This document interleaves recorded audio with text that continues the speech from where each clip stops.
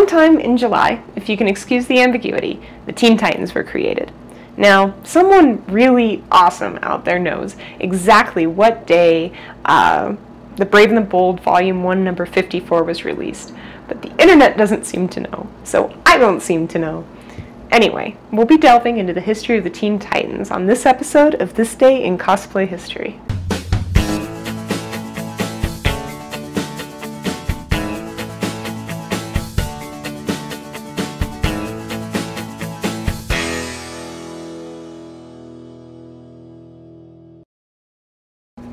Teen Titans first appeared in The Brave and the Bold, Volume 1, number 54. The Brave and the Bold was a really long-running title that presented team-ups of various characters and really experimented with its material. The most popular issues of it, for the longest time, always involved Batman.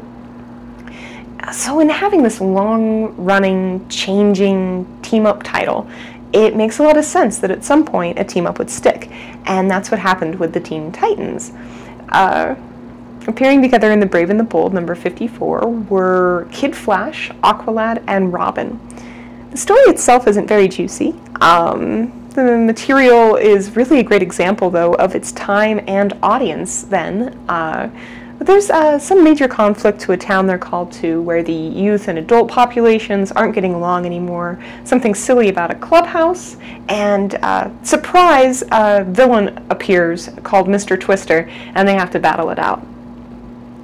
After this issue, we don't see them return for a year, this time in 1965, and as the Teen Titans, since they weren't called that in the original team-up. This time they also added Donna Troy, and here, somewhat in passing, Robin takes credit for having established the team. Geez, Robin. I mean, I guess none of the Robins are really known for their humility. There's an interview with Teen Titans creator Bob Haney, where he discusses some of the dialogue he used in this first run of the Teen Titans. He laughs because it's very dated now, but at the time it was very fresh, and people would actually ask him where he came up with this dialogue.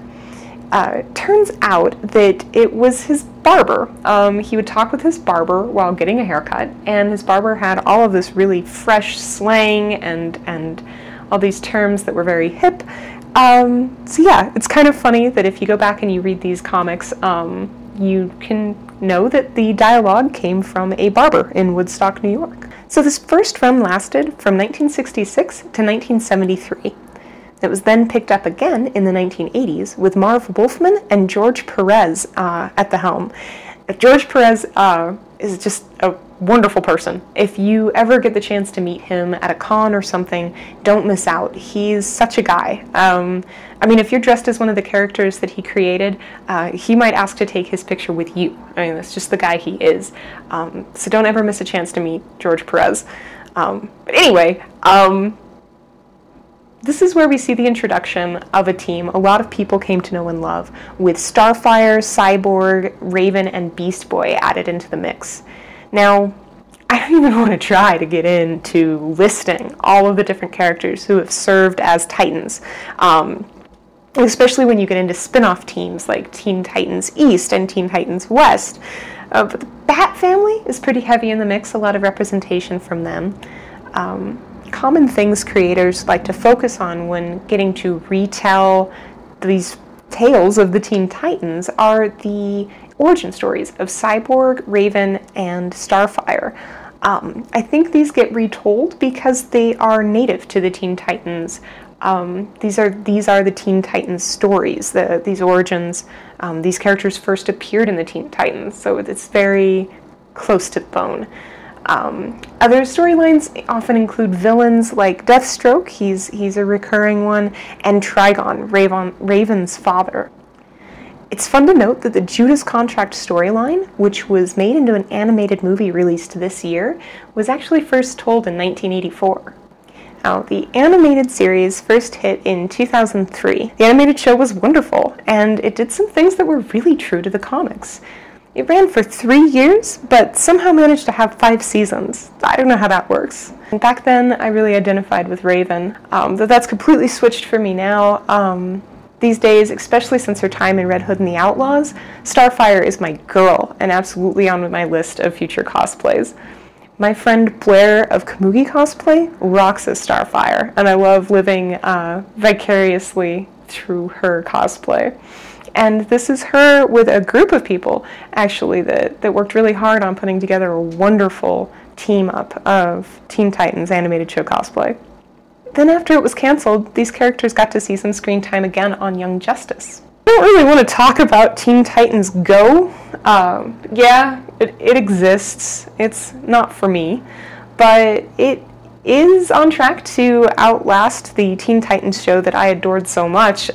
So that shows you how plugged into the zeitgeist I am. I just can't get over the manic pacing and the constant absurdist acerbic humor. But some people really love it. More random personal thoughts on the Teen Titans. My neighbor had this broom in his front yard for a long time, and every time I'd walk past it, it reminded me of Slade or Deathstroke. If you see the likeness, let me know in the comments. Anyway, there have been rumors about live-action Teen Titans stuff coming out for years now, but a Cyborg film is slated for early 2020. And that would be a fun, full 40-year anniversary since his debut. That's fun. And Warner Brothers has a show coming to their special streaming service that's called Titans, and that could be really great. That's all I've got on the Teen Titans for today, but I'd love to make a follow-up video and get more in depth with each character and specific storylines. Though I'm having trouble finding cosplayers to feature, and to get their explicit permission to feature them. Really having trouble. I'm having to hunt people down and hunt their photos down. At this rate, these videos will never be what I want them to be. I want to feature cosplayers and talk about their characters and talk about this lovely relationship people have with the characters that they choose to portray. If you or anyone you know would like to be featured, please follow my Facebook page, This Day in Cosplay History. That's where I'll be making calls for characters. That's what's accessible to me right now for finding people. And what I'm doing with this show is trying to use the anniversary of specific releases and debuts to spark the conversation. So it does get specific about what characters I need and when I need them. So it's a lot I'm asking, I know, but it would mean so much to me to get some cosplayers engaged at a greater level. As always, please like and subscribe if you liked this video, and maybe share it if your friends would enjoy it too. Thanks for watching.